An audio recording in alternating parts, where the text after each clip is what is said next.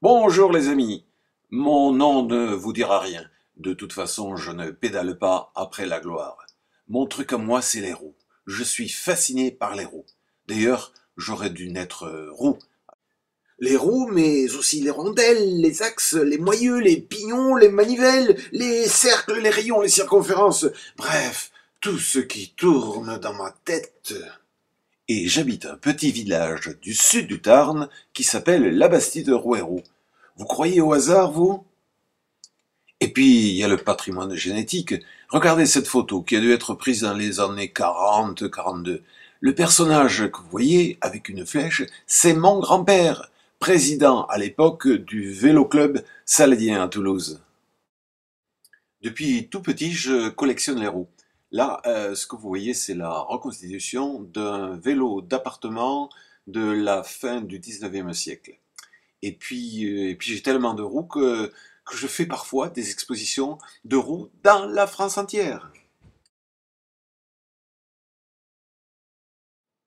Alors on m'a tellement dit que j'étais excentrique, décentré, déconcentré, décentralisé, que ma décision est prise. Vous ne me ferez pas changer d'avis.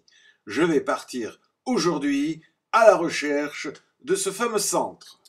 C'est ainsi que mes amis m'ont surnommé l'intrépide centripète. C'est avec joie que je porterai ce sobriquet dans les moments heureux, comme avec fermeté dans les moments difficiles, car croyez-moi, il y en aura. Pour mener à bien cette tâche, j'ai commencé par créer un site internographique, l'intrépidecentripète.com, où le public a pu commencer à me donner des informations plus ou moins sérieuses sur mon sujet. Effectivement, quand on part sans chercher, on risque de trouver sans savoir. C'est ainsi qu'un de mes tout premiers correspondants me fait part de l'existence d'un cœur de monde, quelque part dans le Minervois. Alors vous m'objecterez que le cœur, c'est pas tout à fait le centre, mais quand on est au cœur, on n'est pas loin du centre, n'est-ce pas? Donc j'ai décidé aussitôt de me mettre en route. Alors effectivement, après avoir cyclé en direction du sud-sud-est pendant plusieurs jours, je suis arrivé à ce fameux chœur, superbe monument de marbre rose qui domine la plaine. Mais c'est pas tout à fait ça que je cherche. En plus, j'ai découvert à ce moment-là que c'était le chœur numéro 8, si bien que l'artiste a l'intention d'en édifier plus d'une centaine. Trop plein cardiaque, trop de cœur tue le cœur. Non, ce chœur-là n'était pas pour moi. Et puis comme je m'apprêtais à rentrer bredouille à mon camp de base, voici qu'un autre de mes correspondants me signale cette fois-ci un centre du monde, pas très loin de là, à Perpignan. Aussitôt, je tourne mon guidon dans la bonne direction et je me rends à Perpignan même. Alors, imaginez ma déception lorsque j'arrive devant un centre commercial baptisé pompeusement le Centre du Monde. J'apprendrai plus tard, grâce à un correspondant, que c'est un hommage à Salvador Dali qui avait baptisé la gare de Perpignan les Centres du Monde. Pas si vite, on me signale à présent dans ces Pyrénées qui semblent décidément être un gisement de centre, un nouveau centre du monde, du Béarn, à Laas précisément. Je m'y rends par acquis de conscience et je découvre là une petite principauté d'opérette, opération touristique naturellement. Allez donc voir du côté du pic de Bugarach, me dit une correspondante, dans les Hautes-Corbières. Vous en apprendrez beaucoup sur ce qui aurait pu devenir un centre du monde. Souvenez-vous, en Noël 2012, la Terre entière devait être anéantie, c'était la fin du monde, sauf le pic de Bugarach. Allez donc voir. Je m'y suis rendu, par acquis de conscience une fois de plus. Pays beau, sauvage, ça monte, ça descend, et même quand ça descend, les cols montent encore. On m'a également proposé de me rendre à Pouilly-Hérisson dans les Deux-Sèvres qui se targue d'être le nombril du monde. Alors je m'y suis rendu également. Sympathique accueil, petite bourgade charmante, mais en fait c'est une invention des conteurs locaux selon lesquels, à la suite d'un Big Bang mythologique, toutes les histoires, légendes, contes du monde entier seraient nées dans le coin. Leur slogan, il faut le croire pour le voir. Vous avez compris. Autre nombril du monde, celui-ci se trouve à Delphes. En fait, renseignement pris, L'original ayant disparu, les Grecs se sont lancés dans la reproduction de nombrils. Je sais bien que le nombril a quelque chose à voir avec la reproduction, mais franchement, ce n'est pas ce centre-là que je cherche. En fait, il semble bien que toutes les grandes civilisations et les petites, toutes les cultures du monde se sont dotées de centres sacrés. En tout premier lieu, les montagnes qu'elles ont divinisées, et ensuite des ziggourats, des pyramides, des temples, des tours, pour bien marquer leur territoire, jusqu'à nos modernes buildings, qui sont aussi, n'est-ce pas, autant de centres sacrés. Ici, par exemple, le mont Kailas, aux confins du Tibet, qui est l'axe du monde pour au moins 4 religions. Le tour, 52 kilomètres, s'il vous plaît, se fait en se prosternant. Si tu fais le tour 13 fois, ton karma est bon pour 1 million d'années. Avec mon petit vélo, c'est plus du cyclotourisme, c'est de la balistique. En fait, ce qu'il me faudrait, c'est un centre du monde personnel, relativement centré, rien que pour moi, facile à rejoindre par voie terrestre et cyclable. Et c'est alors que on m'apprend que pas très loin d'ici, en Suisse même, se trouve un milieu du monde. Et donc, j'ai repris mon vélo une fois de plus. Je me demande finalement si ce que je vis ne vaut pas mieux que ce que je cherche. Oui, d'accord, je sais, c'est écrit dessus. Ah, tiens, en fait, c'est moi, Oleg Dancy.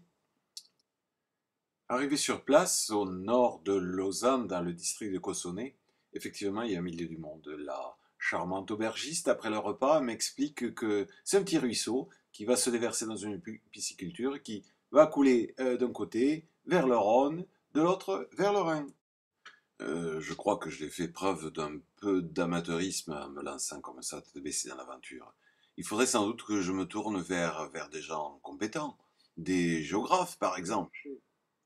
Un géographe contemporain, Roger Brunet, à l'aide de calculs sophistiqués, de fuseaux, de pixels, etc., a trouvé que le centre de gravité du monde se trouvait quelque part au nord-est de N'Djamena, en Libye. Autrement dit, un centre du monde sans monde. Vous imaginez, pédalant en plein désert pour trouver un centre du monde sans plus personne? Je n'étais là de mes réflexions géographiques lorsque j'ai fait une découverte qui allait bouleverser le cours de mes recherches et de mes voyages. Vous vous souvenez peut-être du méridien, ce fameux trait imaginaire qui part du pôle Nord jusqu'au pôle Sud. Voici que j'apprends que 2 géographes, cartographes, géodésiens, en pleine tourmente révolutionnaire, décident de partir pour mesurer le méridien qui devait donner naissance au fameux mètre que nous mesurons tous. Voilà, je tenais enfin un élément, non pas le centre, puisque c'était un trait, non pas un point, mais une sorte de corde de l'alpiniste, une ligne de vie, un fil rouge. Ces savants qui 2 siècles auparavant étaient partis comme ça sur les routes de France à la recherche de ce fameux méridien, ils allaient être mes maîtres. Et c'est ainsi qu'un beau matin de juin, je me suis lancé à mon tour sur les traces des 2 scientifiques Delambre et Méchain. Je suis parti de la commune la plus au sud de France, Pras de Mollo, en direction du nord, en direction de Dunkerque. Et croyez-moi, c'était émouvant de trouver ici les traces de leur passage et les souvenirs de leur aventure. Ici, une stèle, ici, une borne, ici encore un monument discret dédié à leur action. Ici, un moment important, émouvant, c'est la cathédrale de Rhodes avec sa Vierge. C'est là que les 2 cartographes géodésiens se sont rencontrés. Delambre venant du nord de Dunkerque et Méchain venant de Barcelone. Et cette statue de la Vierge, ça a été le dernier point de relèvement qu'ils ont effectué avant de faire leur fameuse mesure du mètre. Et puis, tout en remontant vers le nord, j'ai d'abord croisé le 45e parallèle, j'ai traversé la Loire, et puis ici et là, je trouvais encore des traces de leur passage et du méridien.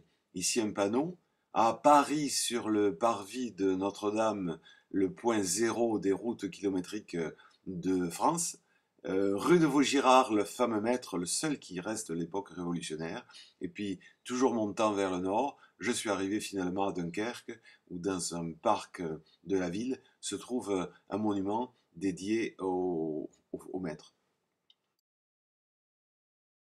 À ce propos, une amusante anecdote que m'envoie mon copain Franck, le globe-trotter hollandais, avec cette photo. Alors j'essaie de vous imiter son accent. Il me dit ceci. À creusement du méridien et de le parallèle, j'ai trouvé ce beau monument, un carrefour.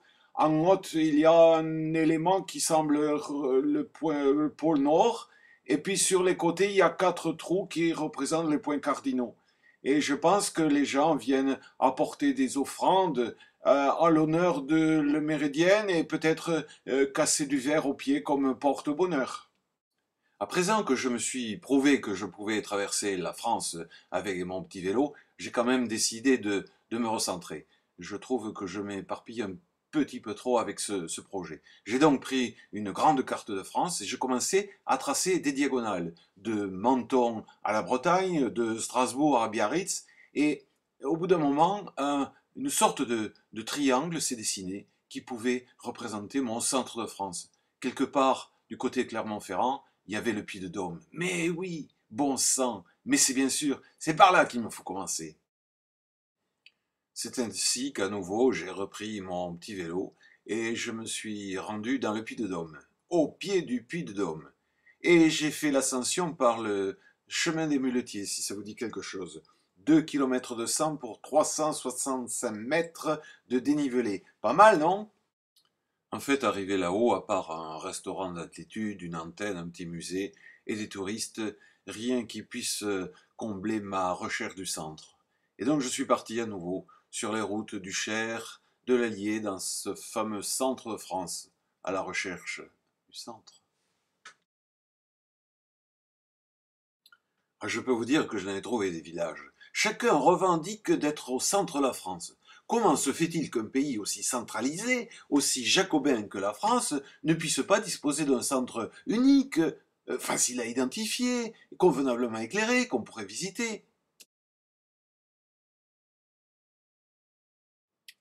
Un peu partout, sur mon passage, dans les centres-villes ou dans les petites campagnes, je demandais où est ce fameux centre. Ah, j'en ai eu des centres-villes, des centres commerciaux, des bars du centre, et je dois l'avouer même quelques centres psychiatriques.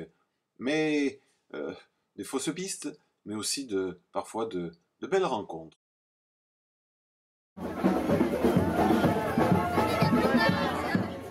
Oui, je me suis même retrouvé enrôlé dans une manifestation. Et à force de tourner de centre en centre, j'ai fini par me faire remarquer. Ils ne m'ont pas gardé longtemps, la police municipale, quand ils ont compris ce que je recherche. Et en fouillant ainsi du côté du centre de la France, je fais la découverte d'un personnage absolument étonnant.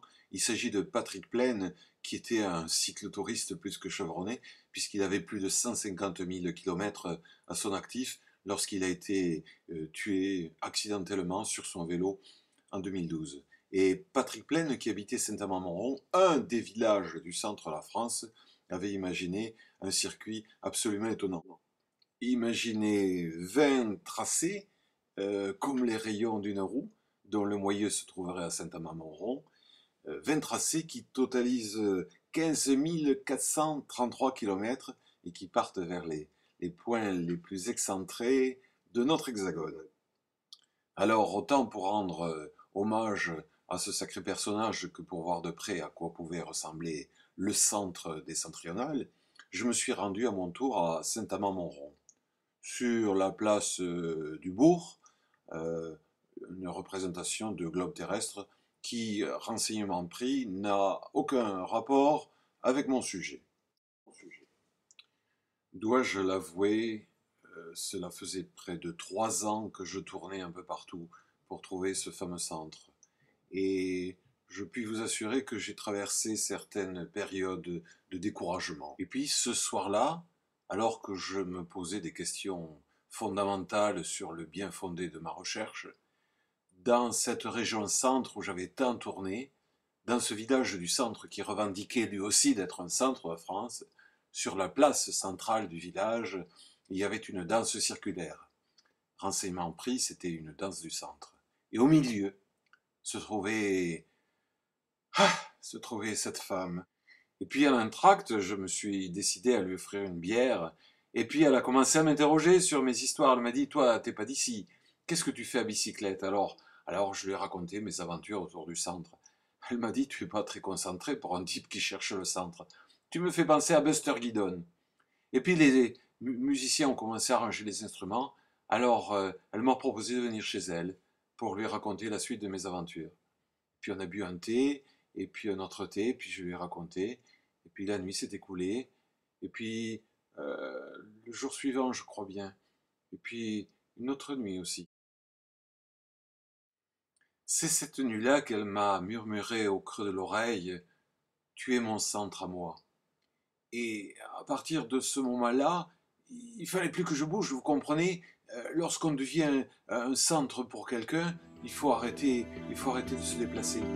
Et donc c'est ce jour-là que j'ai remis mon vélo au clou, et je crois bien que ma quête s'est arrêtée à ce moment-là.